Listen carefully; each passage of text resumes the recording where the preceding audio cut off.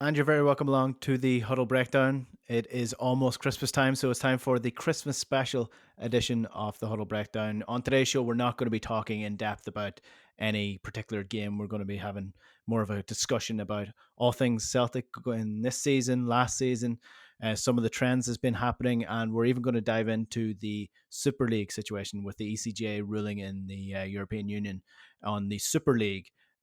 Somebody has been asking about that on Twitter, so we're going to dive into what that potentially could mean for Celtic. And to do that, I'm joined by Alan Morrison, Celtic by Numbers. Hello, happy Christmas, almost happy Christmas. Yeah, Merry Christmas to you and your family and friends, Enda. And James, Juco James is on the line as well. He has a nice Christmas jumper on, the only Yeah, festive member of the Huddle Breakdown well, crew no, today. Well, these are my jammies actually. Since it's no, morning, I'm just no, roll out of bed, so I'm wearing my Christmas jammies all this week. Well, I mean, that's wait. allowed. We we haven't lost track of the days just yet, but in the next couple of weeks, we might just do everything from our PJs. I think that's a plan going forward. It's a Oh, Christmassy Alan's holding start. There up you go. a little golden star, so he's not the Yeah, only. I James is have a not very the small only. Christmas tree next to me. I just can't quite reach it. Well, I'm the only miserable bastard of the show then, so because I don't have anything.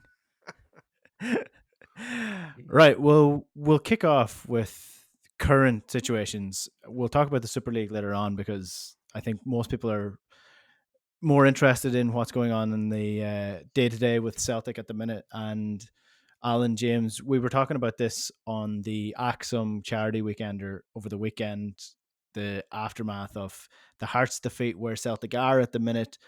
And we kind of covered the topic well in depth in terms of the recruitment and what needs to be fixed and the board situation. But in terms of on the field, Alan, if I were to ask you to compare where we're at, actually just based on the level of performance, the points, the losses, the wins, all the on field action in itself with last season in comparison to this season. Take out like even just the fan negativity, the feeling around the football that's been played, the general feeling around Celtic.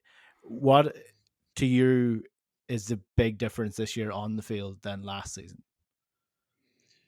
Yeah, well, again, we keep circling around it every week, but it is the quality of the player on the pitch. It's just much reduced, and add that to the fact that the team don't seem to be playing as cohesively as they were last season, in terms of the system and the instructions with which Postecoglou set them out. And I was thinking about this during the week, and the players that Ange recruited, and if you read, which we all have extensively, testimony of Ange's methods, what he's like in the dressing room, what he's like on the training pitch, etc., is that he was a very prescriptive coach, a very positional orientated coach who you know, and the players in a sense had the game. One of the most common traits that you hear is that players saying that he simplified the game for me. My personal instructions were easy to follow, easy to understand. And as I say, especially if you're a not an elite level player,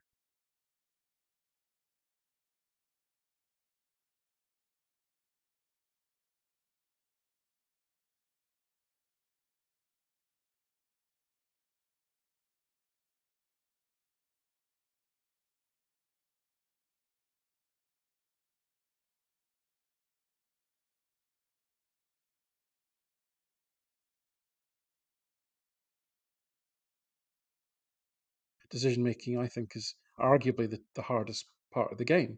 So if he's simplified that to such an extent that more or less, and he's bought players that he knows are going to fit into that model, then you end up with the cohesion that we saw last season.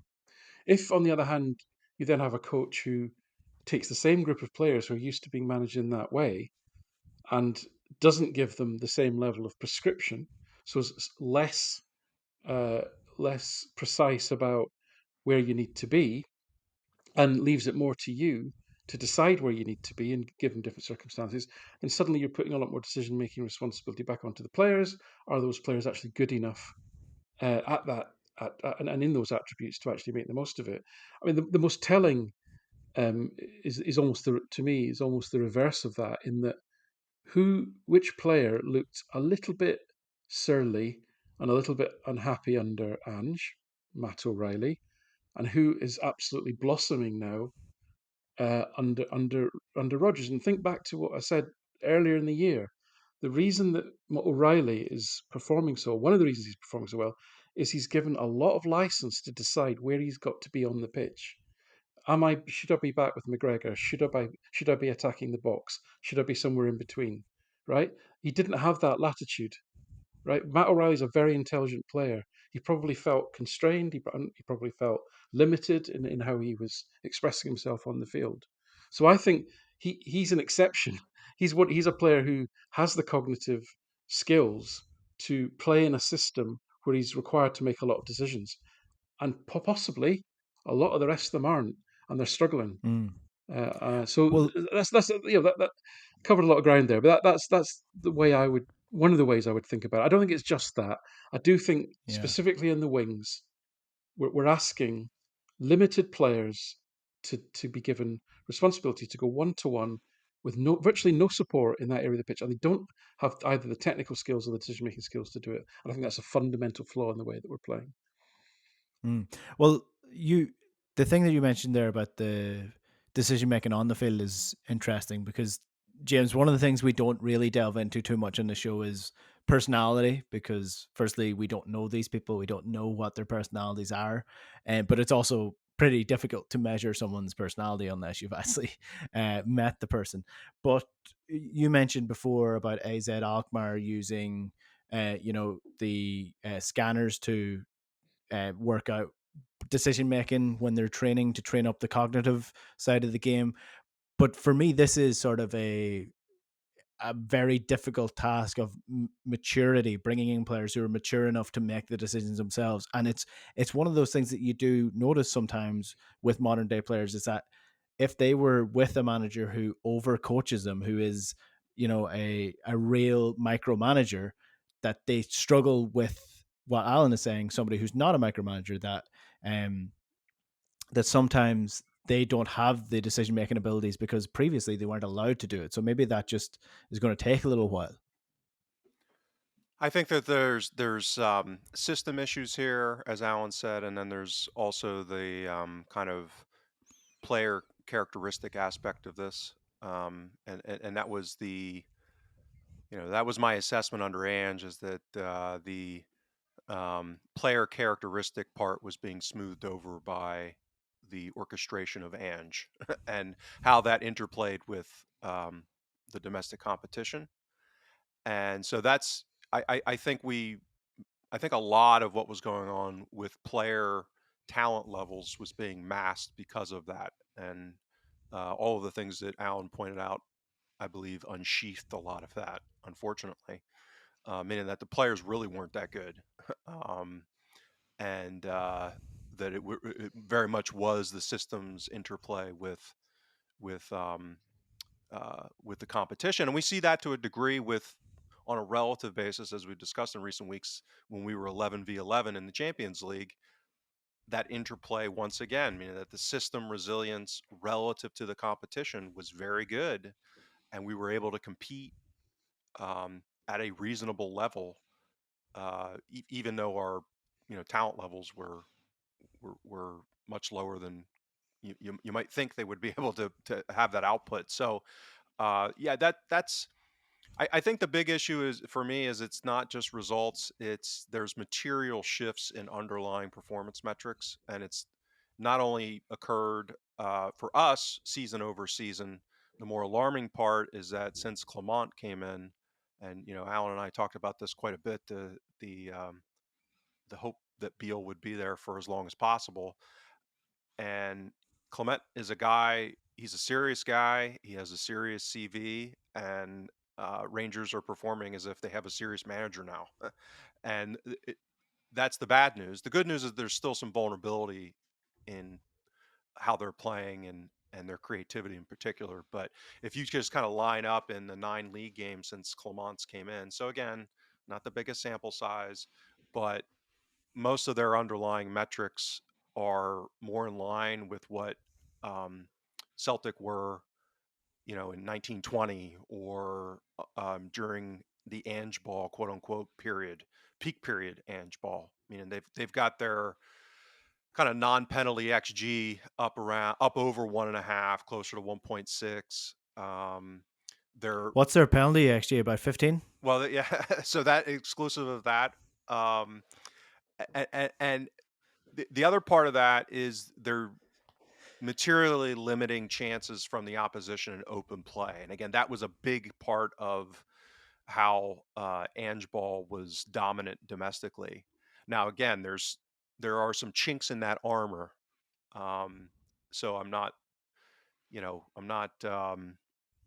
completely morose about all of this stuff. I mean, that their average chance quality, they just really struggle to create, and that was evident. That was, if you look at the player profiles who they signed over the summer, and just generally their player profiles, is they don't lack, or I should say, they lack that kind of cognitive talent that we've been talking about as far as decision making and chance creation.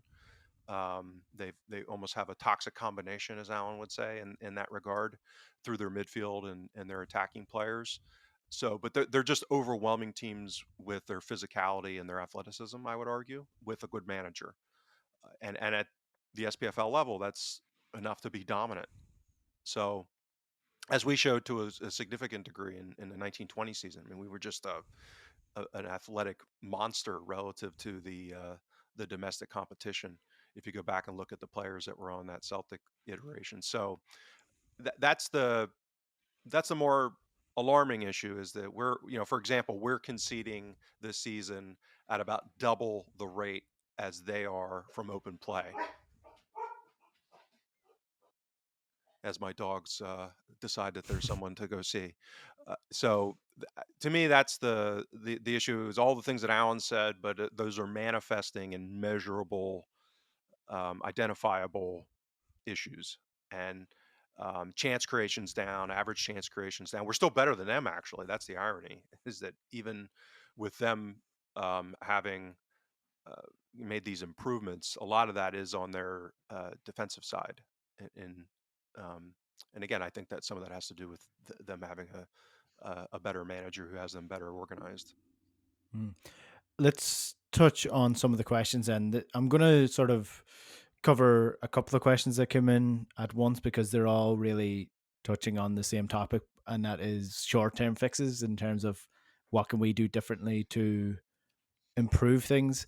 The one that comes in with from Dennis McFadden is, with the current squad, what formation should we embrace for the next 3 games? Should Palma play as a number 10? Another couple of people are saying that we should move to 3 at the back with Liam Scales on the left centre back position, bring in another centre back and push the full backs up as wing backs. And a couple of people saying that the midfield needs change. So a lot of people looking for chopping and changing of the formation to make something work, Alan. I think that Brendan Rodgers has tried quite a bit of that, particularly with the midfield. Do you see anything material changing from Rodgers in terms of that formation, or do you think he's rigidly going to stick to that 4-3-3 and just shoehorn the pieces in for the jobs that he thinks he needs? So I mean, we heard from that um, the lovely lad that came on from Leicester City at the beginning of the season about how over Rodgers' 4 seasons there, he was fairly flexible actually about how he set the team up depending on the challenges that were faced, and therefore I was kind of expecting a bit more flexibility in approaches. This season. Now, obviously, it's only recently that Celtic have actually lost a game in the league. Although I would argue the performances have never been entirely convincing. Um, so I think James and I both have written on this in the week. I think having discussed it, I don't think we're a million miles apart, and we kind of collectively came to, I think, to much of the same conclusion. But James will add his bit to it. But I personally, if it was me, I would be looking to change the shape of the team, because there's bits that just, especially on the wings, where you've got a combination of poor quality individuals and an approach which is to isolate the wingers which I don't think is working. So for me, I do think we've got enough players to play more of a 4-4-2 diamond. Call it a diamond, call it a box midfield. Don't really care what you call it, but um, to me, we've got some very good two very good international strikers in Maeda and Kyogo. I don't think Maeda's ever been a winger. I don't think he ever is going to be a winger. I think he does have some utility playing as an out to in forward, if you like, in a team that looks to get in behind sides, which isn't often Celtic in league play. And I know he's done that in Japan very successfully. But given he plays for the national team as a centre forward, we saw during pre-season how effective he was at centre forward. Kyogo can wander; he can be more sort of hybrid second striker. And then behind that, again, because of the paucity of talent in the wide areas, I do think we've got decent players in central midfield. So, some configuration of a holding player and then maybe two sort of up and down players and then a more of an advanced 10. I think there's some debate to be had as to what constitutes that. Um, is Hitati better as a 10 or as one of the eights? Does he have the discipline to play that role? Question mark. O'Reilly probably would be better suited to that 8 role to sort of do everything, kind of hybrid kind of role. McGregor could probably do it as well, and he could be the holding mid player. I think the problem we've had is we've tried Bernardo and Home as more advanced midfielders. I don't think either of those have worked. I like Home in the sense of he looks like a proper footballer to me. Balance, intelligence. He's got a mix of technical ability and physical ability, which I like. I think he would best be played as a 6 personally, which would allow McGregor and O'Reilly to maybe you know get forward. And then you're looking at that 10 position, as the questioner said there. I wrote about this in the week. I wrote about Louis Palma, who I'm afraid to me doesn't profile as a winger really. He looks to me like his attribute. If you look at his skill set, he's actually has got some good skills. He's got a tremendous shot. He is quite creative in his passing. Actually, in fact, he's more creative with his deep passing than Jota was. But he's not as effective as a final third in the final third as Jota was as an out and out winger. He's also got a thunderous shot. Best to take that centrally than 60 yards out in the touchline. And he's actually pretty good off the ball. His pressing stats are impressive. If you had a front three pressing of Palmer, Kyogo, Maeda, that would be quite something actually. So you could play Palmer as a 10. You could maybe play Hatate as a 10. I think maybe James doesn't like that idea. So, and then, I think to your point about the centre backs, again, I think it's a position where we have a lot of numbers, but we don't have a lot of talent. So adding another one, I don't think fixes that. So I think we go with 2, and then you're left with the 2 fullbacks, who then probably have got a lot of onus on them to provide width, which is going to be challenging, I think. But as I say, as I've said all season, I don't think there's perfect options here. I think we're just trying to make the least worst option. So that's the way I would look at it. That's the way I would set up. I think we would, we would, as James said, I'm concerned about the amount of chances we're creating. Having that strong midfield box will tend to strengthen you in the middle of the pitch. So that would be, I think, an advantage. I think our pressing capability from the front would improve as well. As I say, O'Reilly, Palmer, Kyogo, Maeda as a 4 would be quite a kind of counter pressing option to have, really. So that's my thoughts. Yeah, James, I have a starting 11 and a different game plan, but I'll let you go first. What's your quick fix? Is this age before beauty? Is that what we're doing here? Of course it is, yeah. Yeah. Okay. Or saving the best for last, whichever way you want to look at it. Yeah, all of the above. One of the inefficiencies that I think clubs like Brighton and Red Bull have tried to capitalize, Salzburg as well, obviously within the Red Bull context, is playing more narrow and looking for counter pressing to disorganize opponents and turn the risk reward of trying to create centrally, which is by definition going to be less successful on a percentage basis, meaning that you're going to be able to be executing those passes down the side. I mean, that's like the legacy football culture is if an opponent's going to give you the space down the wings, get it down and then cross it into the box. And what the Brightons of the world have done is say, okay, well, we're going to almost force it through the middle at times, knowing that we are optimizing for that, both from a style of play and from a personnel perspective, knowing that it's inherently going to be less successful on a rate basis, but that we're going to optimize for counter pressing so that when you have a Holm playing as a deep lying midfielder who attempts a line splitting pass to, let's say, Matt O'Reilly, who's central, uh, as the spreadsheet shaggers call it, area 14, right? That spot outside the box central.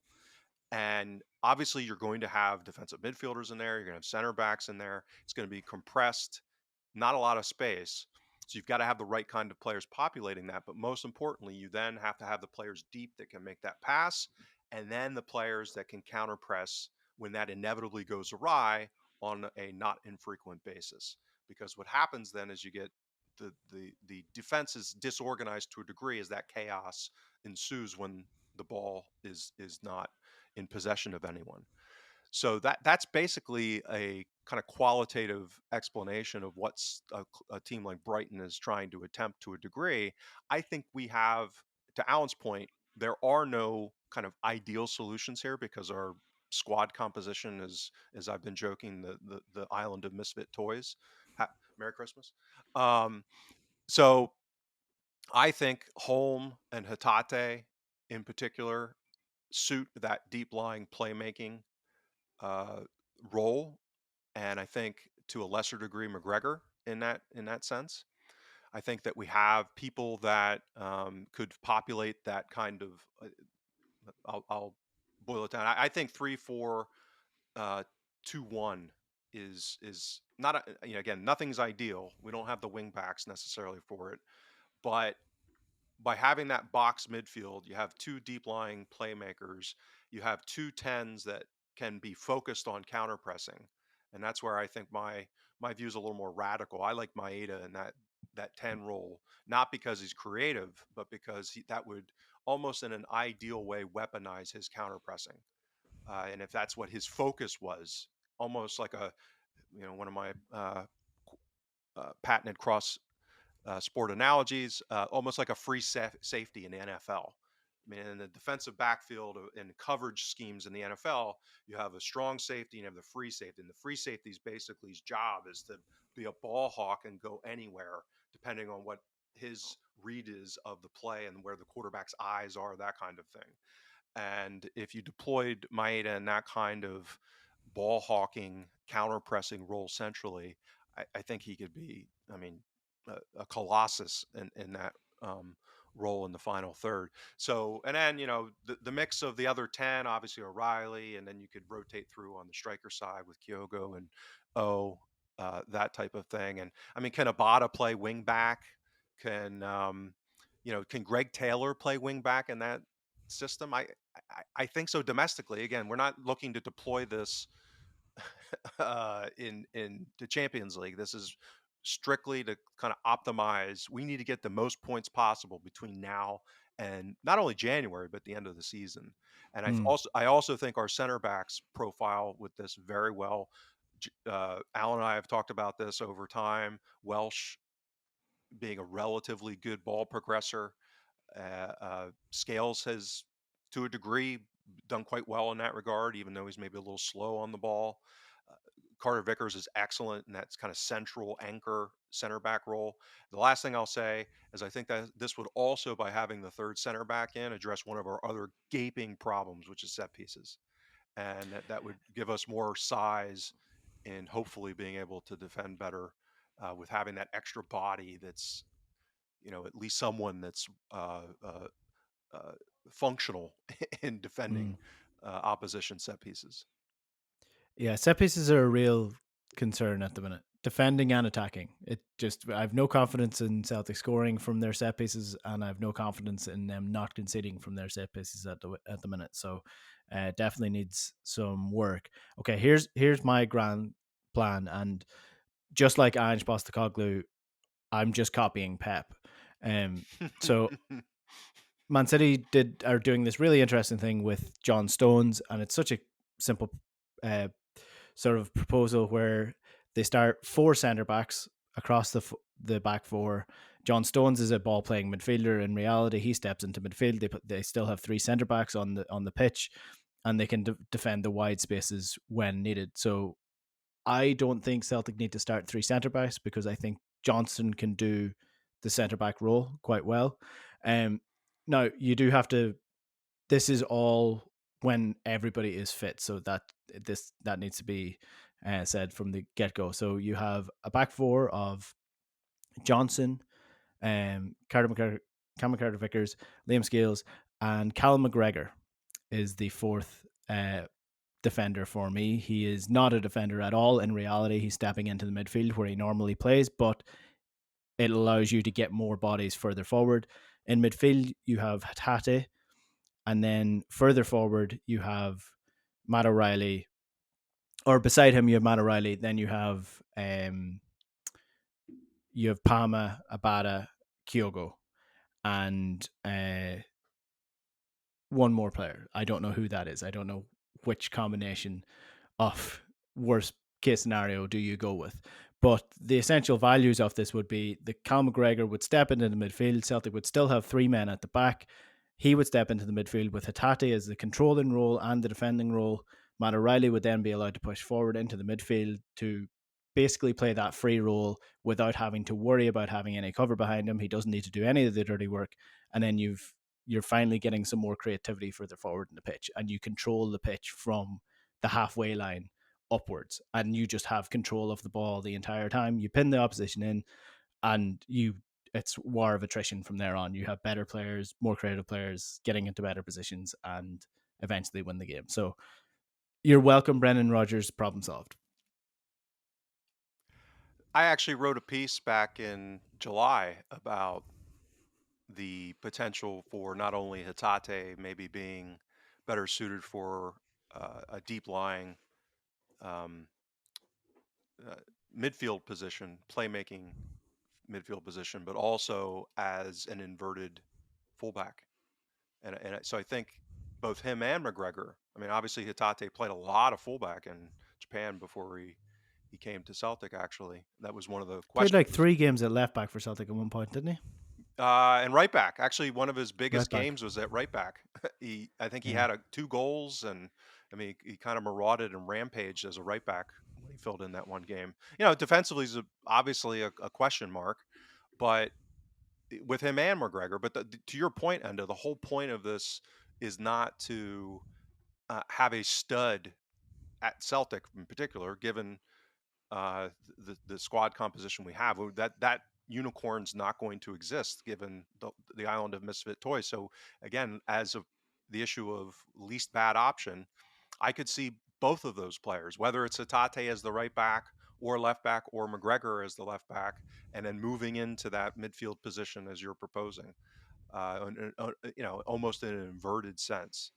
Um, Mm. with Because I but just don't see the reason behind it. I don't see the point in Celtic playing four defenders in domestic football because we're never really defending that much. It's sort of that situation where we were chasing the Kilmarnock game and Liam Scales was constantly getting it happened against Hearts as well. Liam Scales was constantly getting the ball at the edge of the opposition box. And he's a centre back, so in that case, you're chasing the game. Take the centre back off. You don't need to get another midfielder onto the pitch. Get a more creative player onto the pitch. The danger is not at your goal. So for me, Celtic can take the risks domestically because I mean that's what Angeball was essentially based upon was that we're going to be constantly attacking, constantly counter pressing, and if we get caught in the break, so be it. We're still going to score 4 goals. So that's sort of where I think Brendan's ideas need to shift a little bit. He wants more control. He almost want. I think Brendan Rodgers would rather win a stodgy game 2-0 than to win a very open game 4-1 or 5-1. Well, in fairness to Rogers, I mean, what you just described to a large degree was what we did in his first tenure when Tierney was fit playing left back. I mean, Tierney was the bombing on attacking player, and Lustig sat Mm. back. We functionally in possession played three at the back most of the time, with Lustig as kind of the third center back. So with again, this is another one of my pet peeves. It has been for quite some time. having, let's say, Brown and McGregor as the two sitting uh, defensive midfielders, the issue there becomes, once again, you're having one of those midfielders who's functionally not creative, not one who can pass, and that led to us being so lopsided. So that's why I like the idea of having two of those players in the midfield as sitters, meaning that you basically have that platform of the three defenders with two defensive midfielders to create that solidity and transition. And it's not as if, like, when we had Brown as one of those two, you're almost, you're getting lopsided, but you're also being redundant. I mean, you've got the three defensive players at center back functionally. You don't need a purely physical defensive midfielder uh, off of that defensive platform. If you allocate that to two creative passing, line splitting type of midfielders, whether that's McGregor, whether that's Atate, whether that's Holm, then I think you've got enough. Because again, you go back to what is defending, as Alan says, a lot of it's spatial, a lot of it is being in the right place, and so yes, it is also on ball duels and being able to win Mm. your man to man battles, but a lot of it's just having organization and positional. Yeah. And Well, go what's ahead. interesting about that was Stan was on the Stick to Football podcast with Roy Keane and Gary Neville and all that there, and he was saying that he thinks that football at the minute is easier to play than it was back when they were playing because the defensive systems and the general game systems are so rigid that you no longer have to defend just space. Whereas when he was at United, what was expected was, okay, they're going to be the attacking team. The two fullbacks are going to be gone. The sitting midfielders might be gone too. And you need to win your man and man battles and defend the space if needed. So that's sort of where you see that's what Celtic defenders need to be able to do, really. 100%. Yeah, I've been bloviating. So Alan, what are your thoughts on this? Um, well, I think the point is that, like you say, we're not currently optimally set up. I think we're all in agreement about that. So that's the first thing. So it's good to find a common ground to move forward from. Which of those solutions you go for, they all make sense on paper. Um, you know, I think there's still weaknesses, in terms of, do we optimally have the ball playing centre backs? How do we defend in transition if McGregor's at the left, essentially nominally, protecting the left back area? And we still need, you still need to have width at times, and you still need to have width in the game. So we've still probably got that limitation, really. But one, I suppose the last thought from me is that we seem to be talking a lot of chatter in the press around potentially the striking position as being a recruitment area for January. But I would actually argue if we took any of those solutions, I would say with Kyogo, Maeda, O, and Abada, we have four perfectly serviceable striking options to make any of those systems work. And I would be spending my money elsewhere. I'd still be looking for more pace, power, and athleticism in midfield. And I'd probably be, if we're going to go down the road we've talked about, you're probably looking at a kind of left wing back, really, to kind of make that system come to life a bit more. So yeah, Mm. and a goalkeeper. We can Yeah. play higher with a bit more confidence and defend set pieces with a bit more confidence. We'll we'll cover we'll cover the striking situation if and when it does change. If it does certainly seem like Celtic are going to bring in a striker, whether that is a replacement or if it's because the Asian Cup's coming up, or if it's going to be a personnel tactics type thing. I do think it's interesting. It's going to be interesting if it is something that is going to be okay. We're bringing in a starting striker. What that means for Kyogo, because I said from the beginning, while he was so good as a poacher and getting into the box, Kyogo would be a phenomenal number 10 in terms of his ability to drop in to spaces, find space where others wouldn't, his intelligence to stretch the game, his touch, his passing. He does have the ability to play as a number 10, but whether or not that's the overall plan or not, we'll wait and see if Celtic do eventually bring in a striker. And one thing that a few people have asked us to touch on today, Charlie Duran being one of them is the European Super League. So you might be wondering why we're talking about that. If you haven't seen the news today, the European Court of Justice ruled that UEFA and FIFA cannot essentially tell clubs that they can't join a Super League. They can't stop the formation of another one. It's very straightforward, really. They're basically saying, yeah, UEFA, you don't have a monopoly on football. The clubs can do whatever they want if they so choose to. And since that ruling this morning, the company that were involved in the Super League sports development company A22, they released a new proposal for the Super League, which would look like this. So there'd be 64 teams in 3 leagues. Star, Gold, and Blue. Those names definitely need a little bit of work. That just sounds like something thrown together by somebody who knows nothing about football. Star, Gold, and Blue. The Star and Gold leagues will have 16 clubs each, while the Blue League has 32 clubs. So you're sort of looking at like your conference, Champions League, your Europa League type thing, except there will be groups of 8. There'll be a minimum of 14 matches a year, and there will be promotion relegation to and from each of these leagues. Now, somebody kindly sent in the rankings at the minute in European football, and Celtic currently rank at number 57. So if the European Super League was to come in that format, Celtic would be in the blue. They're the 57th out of 64 teams, so they would make it in. Um, what do we think of this on? Like, this could potentially be a real turning point for world football. This is basically the same as what happened when UEFA was founded and they started the European Cup. I mean, there was pushback from the leagues at the time. They didn't want the European Cup to become a competition, and it did. So, like, chances are the Super League is going to become a competition, and there could be different teams playing in different competitions all throughout Europe. In theory, I mean, this is a very, very important day for football.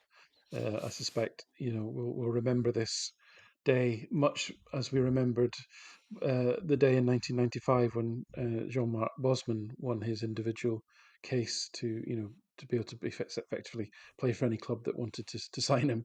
Um, a legal expert will probably blanch at my oversimplistic um, assertion that this is like the Bosman Rule for clubs essentially, but European laws on antitrust laws, as they'd be called in the US, monopoly, anti-monopoly laws are pretty consistent actually, and this is essentially UEFA's ability to have a monopolistic uh, oversight of European football and to be the sole organizer of competitions for European clubs is essentially being challenged against those sort of anti-monopolistic principles. And to no one's surprise, I suspect, what has been prevailed is that they really can't do that. It doesn't necessarily mean a Super League's inevitable, um, um, but obviously it was surprising to see Super League proposals being presented to us straight off the traps, because the way that these things go, this has been a long, protracted legal journey, as all legal journeys are, and therefore I suspect that the wealthy clubs and their wealthy lawyers have been well briefed and well understand how this was going to go and well prepared for what was the likely outcome of it. So expect to see a lot of fluff and bluster in the next few days in terms of proposals and so forth. Um, but I think let's take a step back and look at Celtic. That's what we really sort of care about, really. Um, this is going to, as always with these things, there's threats and opportunities, right? I think Celtic are in a quite a specific position in European football in terms of, on the one hand, being incredibly well placed for this, and on the other hand, it being potentially an existential threat. And that sounds very dramatic, but let me expand on that. On the one hand, we know that the whole of Scottish football is really a victim of the English and Welsh monopoly over British football and the locking in of Sky TV money for the benefit of a certain part of United Kingdom and not the other part. And therefore, the English and Welsh clubs have access to all of that Sky and BT money, and Scottish clubs get crumbs off the table and used as essentially a schedule filler for the paymaster. Um, so Celtic, are in a very impoverished football landscape, and socially, as we know, I would say Celtic are in a relatively hostile environment. I mean, that's plainly evident if you look at the main pillars of Scottish society, whether it be the justice system, the police, the ruling governing body, and the press. It's not a terrific environment that Celtic operate in that sense either.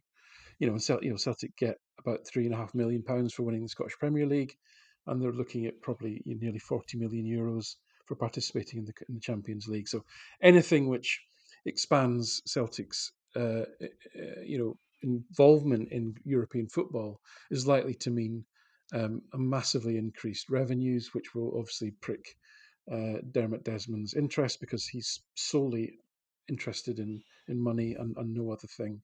So the threat for Celtic in this situation, because in theory, obviously the Super League people will be on the front foot, A22, whatever you want to call them, and they've already got their proposals and their marketing fluff, as you've said, already out there.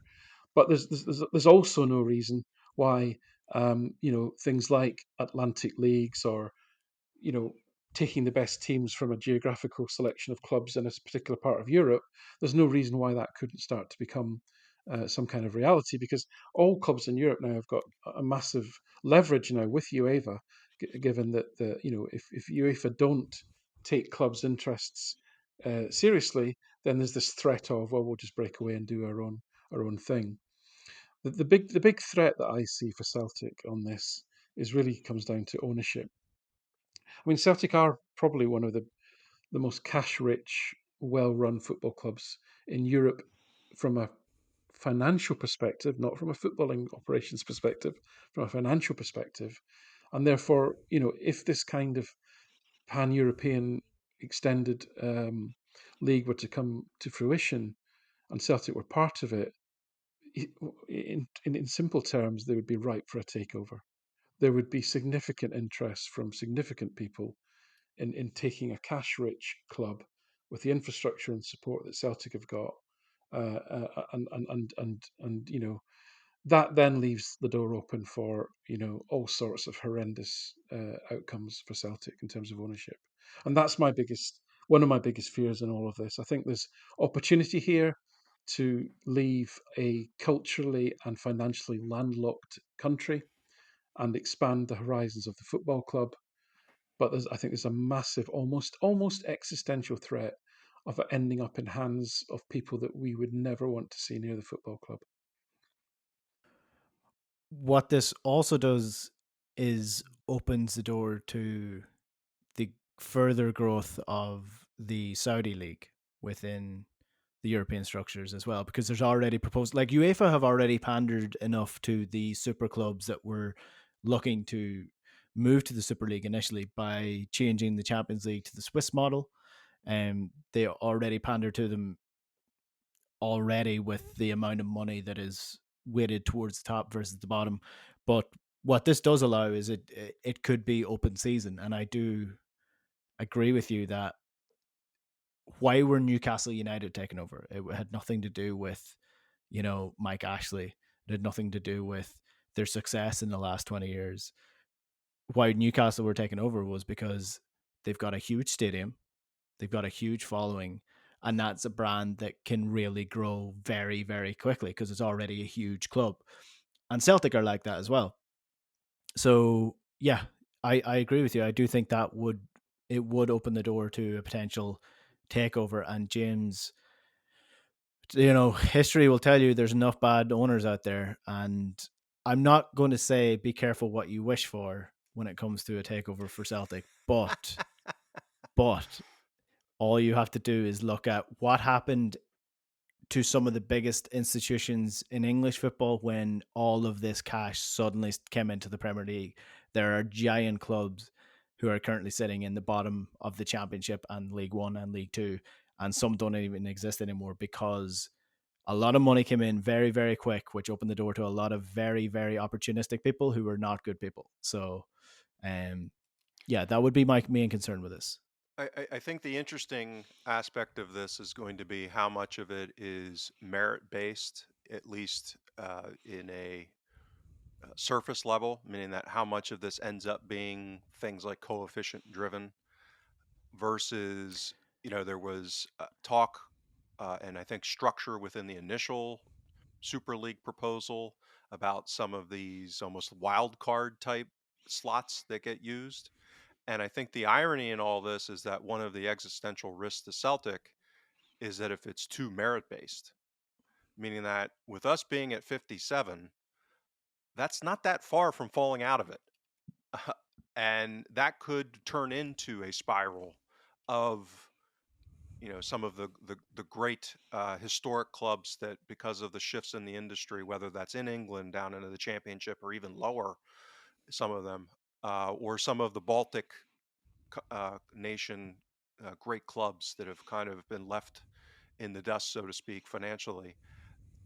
That would be. I'm not saying it's likely to happen or going to happen, but it's a scenario that's not completely off the radar, being in the coefficient level that we are in a scenario where we do end up losing the league this season theoretically, and then maybe don't qualify for Champions League next summer and not have a great Europa League even.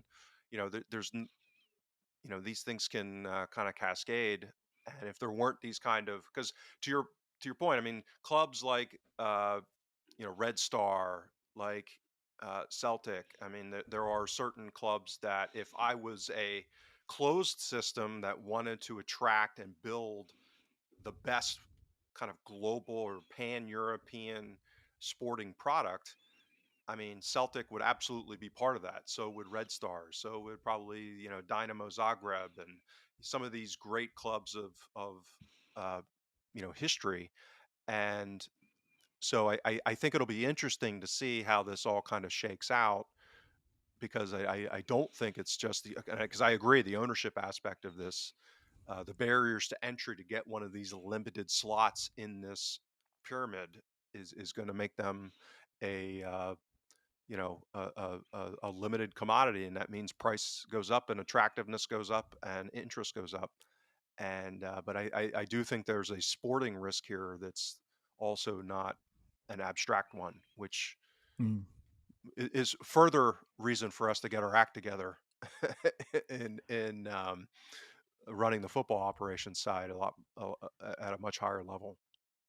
Well, from memory, the original Super League proposal did have an initial situation system based thing where it weighted the historical relevance of the club as part of the whether or not they would be considered. So I think Celtic would get in on that. Um, I remember there was a good while ago now, but a couple of years ago, Ajax and Copenhagen and a couple of the other clubs that have historical relevance to the competition, as well as Celtic, were to put forward a proposal to UEFA that give more relevance to historical results within the competition while qualifying. Because I remember there was one year Celtic, Ajax, Copenhagen all had to go through 4 different rounds of qualifying to get there, and they're like, "What the fuck? Like we won this competition so many times between us that it's ridiculous that clubs of our stature have to do this." So yeah, there's definitely going to be a few different proposals coming around the corner. Alan, if I were to say to you, Celtic would be there's a new league being proposed. It's the biggest clubs in the world, or in Europe, who are going to compete in this competition. It's sort of like the Champions League, except it can only be entered by people who either win their league or have won the Champions League previously. So you're saying Celtic, Real Madrid, Barcelona, Ajax, Red Star, sort of an old school Champions League format. Would you go for that? I mean, I don't think anything that's a confection predicated on results from the 1950s is really very fair. And to me, the reason that they introduce these things is just to try and find a veneer of civility to get some of the old clubs like Real Madrid and what have you guaranteed, Man United and all Yeah. those guaranteed to be in it. And so I don't Well, the get on reason with that I that. say So it it has is to be that merit. it can't Mm. really be done on coefficient points, because coefficient points are UEFA. So if this isn't a UEFA situation, it won't be on coefficient. Okay. Maybe I don't know if I'm answering the right question, but in terms of what would I like to see happen, and bearing in mind these changes usually usually always lead to things getting worse, right? That's just life. But you know, I think there's merit, and there's. I mean, the idea that there's a separate organization like a live, or like in you see in darts where there's a BDO and a BDA or whatever it was, or like boxing where there's like 15 different divisions and all this sort of 15 different belt to me that's just a nonsense, right? It just means that the best teams never play the best teams. You get different rules, regulations, and so on and so forth, and every competition that you see, you just think, well, yeah, you win that, but you're not better than this guy over here who's in a completely different conference or whatever. So anything like that, I just throw up my hands. A good outcome here, or should I be more precise, the least bad outcome again seems to be the theme of the show, would be that you know the the clubs, the leagues like Spain, England, Germany, Italy, France maintain their structures. These are by and large competitive leagues. Maybe tighten up on rules to make them a bit more competitive in terms of, you know, finances, maybe more trickle down, all that kind of stuff. But allowing allowing clubs in other European countries to come together to form geographically sensible configurations. Because Celtic have got no history of playing teams from Croatia, right? But imagine if you created a league around that sort of region, you would get a lot of pretty tasty games. You would probably overall raise the standard. Similarly, in Northern Europe, if you had a Northern European league of the best clubs, that would be a competitive league. It would be attractive to sponsors. It would all be within the umbrella of UEFA, meaning that there's still jeopardy there. There's still not guarantee you'll get into a pan-European competition, but there has to be always jeopardy. There always has to be the ability. It all has to be within a pyramid, even if you go from a European league down to a national league. You have to do that at some point. But you got to work out how you do that. That to me would be a reasonable outcome. It would allow the bigger clubs potentially to grow, but it would allow clubs to to go through on merit, and it would take away all this nonsense about, oh, we won it 50 years ago, therefore we should be guaranteed in perpetuity that we get a seat at the table and all that rubbish. So to me, that would be a decent outcome. I don't think it's a great outcome. So yeah, and I think it would lead to some very small countries having probably quite impoverished leagues at the end of it. But then again, there's no reason why you couldn't replicate that lower down. You could have a Northern League, North European League Two or whatever. You know what I mean? And then national leagues actually become really community leagues, which are no doubt passionately followed in their own right and at their own level. Interesting. I don't think we're going to solve it somehow. I don't think we'll get a say somehow. I think this will be done No, in I think boardrooms anyone's going to and phone us up and ask us. handshakes. Yeah, exactly. Yeah, history does not show a good relationship between people who are making the decisions and the people that these decisions affect. So yeah, we'll wait and see. We'll wait and see. I think it'll be fun to see Celtic potentially play teams that we don't get to usually play. I think that's almost why I would rather play Europa League sometimes, because you get to experience matchups that never usually would be matchups.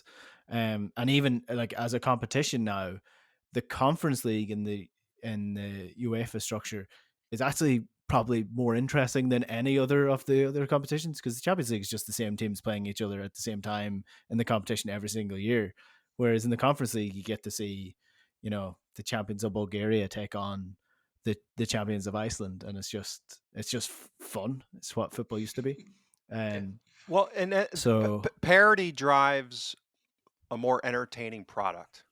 And if you yeah, can get the parity at the highest level, then you end up getting really elite entertainment because you have the top players in the world competing against each other on teams that are reasonably well matched.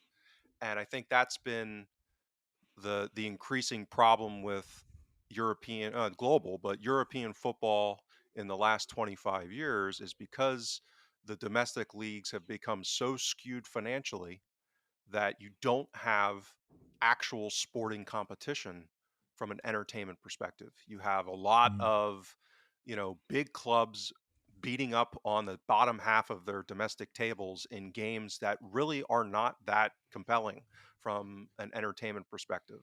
So that's the inherent problem with the Scottish league product from a multimedia perspective, is because the vast majority of the games are not good entertainment products for export purposes. So that's, you go back to why do they get such a low amount in media rights? It's because, a lot of the product stinks, whether it's the camera angles or the competitive balance in the league. All of these things are detriments. And I'll just throw out again, for anyone who's actually interested in this kind of stuff and more of a deep dive, I tweeted about it.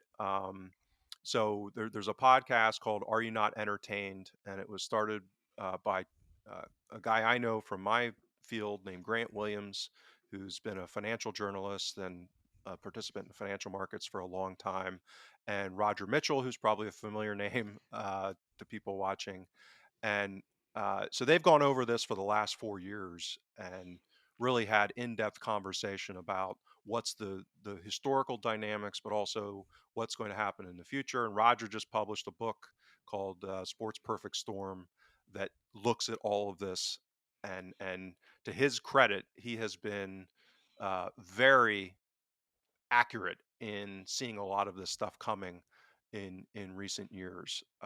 So again, for anyone that's people that are really interested in this topic, those are two places to get really good information as far as what the dynamics are, what are the politics, what's the financial backdrop, and most importantly, possibly, what's the intersection of the media rights aspect, how much big money is for driving this, and what that means for a lot of these domestic leagues where the financing for them is going to likely dry up. And Yeah. how do they respond to that? Rogers called it Hollywood versus art house, and that's kind of the Galacticos entertainment product versus the community mindset of the legacy of football, and how Mm. those two things are colliding.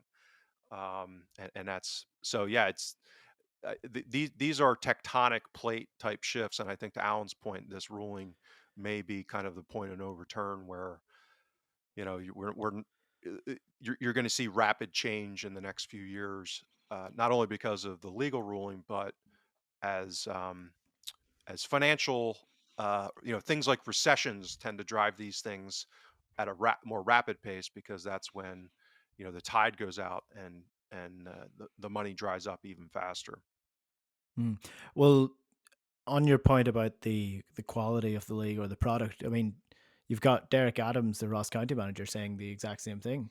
I mean, like, and this is what happens. Like, UEFA also brought in the Nations League, and people thought it was a terrible idea. But what that actually did was UEFA had looked at the national structures, seen that everybody hates international breaks because the games are usually mean nothing, unless they're qualifiers, and they're usually played at a level that's not what international football used to be. So now you've got teams that are the exact same standard or relatively close, and the games have been absolutely brilliant.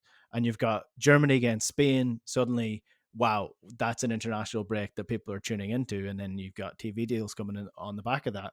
In Ireland, it's something similar to Scotland in that it came out over the last couple of weeks that one of the main reasons that it has not been shown or there's been no interest in there actually was a Sky deal that fell through, and the reason it fell through was because they looked at the league and looked at the infrastructure, looked at the cameras that they could set up, and the league just couldn't support it.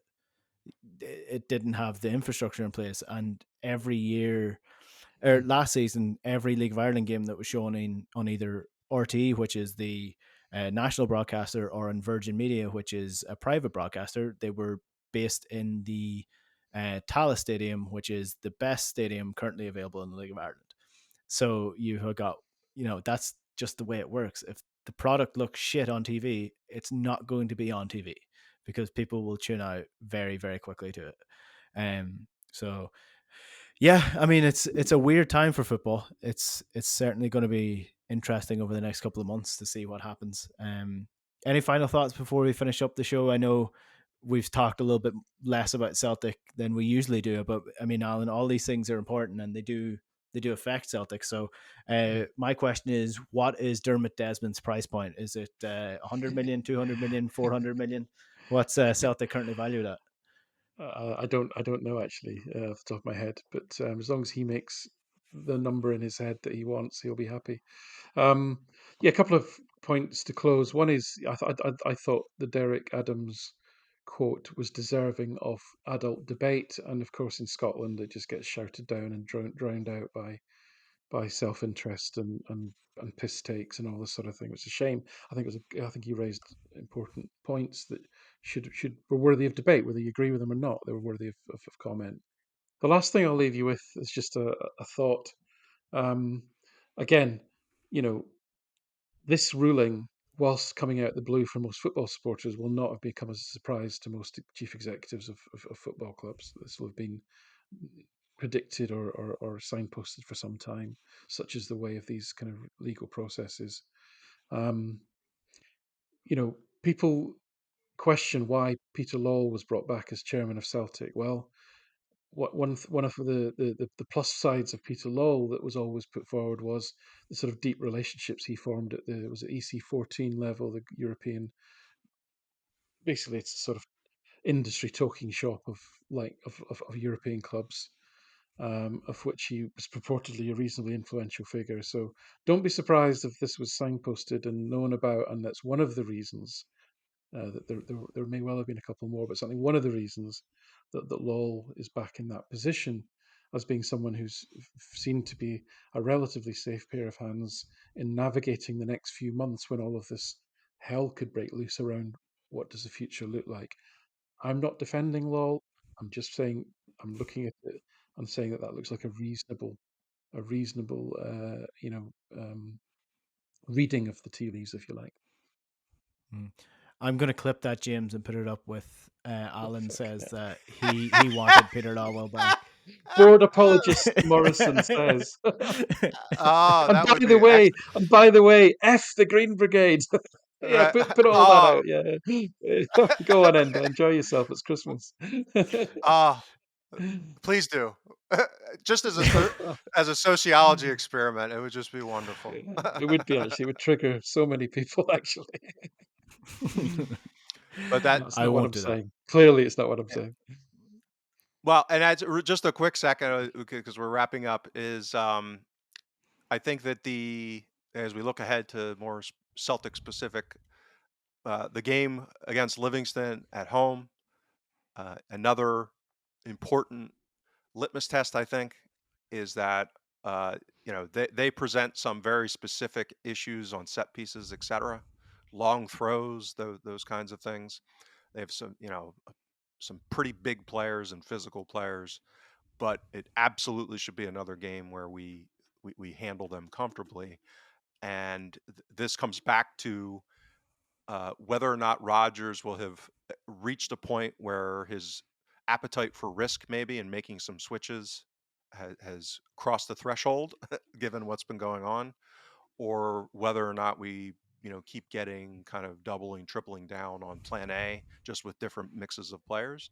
So I actually, because if you're going to experiment, quote unquote, if you're going to take risk by changing the shape, home to Livingston sure as heck should be the game that you do it, Mm. given the fixtures that we have coming up. So I think, one may not normally consider home against Livingston as a potentially big game, and I think for the obvious reasons, given the form and all that stuff and where we're at in the league. But I think even more so from how Rodgers is thinking and what he's going to do relative to all of these issues that we're talking about. Saturday may actually be a seminal game in that regard. Yeah, there's a meme on the internet where somebody says, "I asked my landlord to raise the rent. That's how much I believe in the hustle life," and that's how I feel about Celtic going into any Livingston game. It just seems like every time that Livingston is coming up, Celtic have done something stupid in the previous 2 weeks to make this a pressure game, and at least it's not in Livingston. At least it's a home game where there's a little bit more open space and you can sort of play your game. But Well, yeah, and where the it's mood is so wonderful, and I'm sure the crowd's going to Yeah. be in full blossom and form. So let's. well, Yeah, hopefully, San. whilst we're covering all the bases on that, I think it's actually, I think it's going to be the way things are going. It's going to be a disadvantage that there'll be no away fans in the ground at the derby. Yep. Mm, yeah, Nothing unifies the crowd like a big pocket of those people in the corner for being sure. charming. Um, yeah, 100%. Uh, yeah, it's gonna be fun. It's gonna be a fun few weeks. Hopefully, Santa Claus doesn't get booed this time, this weekend, because Well, all right. So I posted this, and I have to share it again for anyone that's interested. Go to my Twitter feed, and I retweeted a 20-minute Tim's tweet about the booing of Santa Claus, and I linked to an article that summarized a story from Philadelphia from I think 1962, where Philadelphia Eagles fans not only booed Santa Claus, who was this poor guy who was a fan who went to the game in a Santa Claus outfit, and the guy who worked for the club that was supposed to do it was sick or he couldn't make it in because of the snowstorm or whatever. And it's this whole story about this guy who just got called in to do it out of the stands and then proceeded to get impaled with snowballs and and, it goes through his whole life and stuff. It's a great article. So go if you want to hear a real story about Santa Claus getting booed and assaulted, then um, go to my Twitter feed at Joko James at is the Joko best James. place to get that. I was going to say this is going to be our last show of the year, but it's not, because we can't not talk about the Derby match, which is the 30th. So between now and then, Celtic take on Livingston and Dundee, and then on Saturday, the 30th of December, Celtic host Rangers. So it's going to be make or break. This is the point in time where a season can either turn on its head or it can go full steam ahead. So hopefully it's the latter for Brendan Rodgers and this side. I just want to take this opportunity to say happy Christmas to everybody who listens to us, watches us on YouTube, comments, leaves questions for us on Twitter. Thanks very much for all your support over the course of the year. And thank you for listening to the podcast as well. It really is appreciated. And I hope you have got some sort of entertainment out of us over the last couple of months since Celtic have come back under the guile of Brendan Rodgers. My thanks as well to Alan Morrison. Thanks very much for your hard work over the course of the season so far, putting Thank together you. all the numbers. Tireless work. Celtic by Numbers is your website where you can get all of his own data stuff that he gathers, and then also on the Celtic Way, which are yet to give me a free subscription, despite the fact that I advertise them on the show every single week. But Jiko James, people can find your articles on the Celtic Way as well. Yep, and Twitter. Yeah. More so on Twitter these days, but yep. Thank you very much for all your help as well.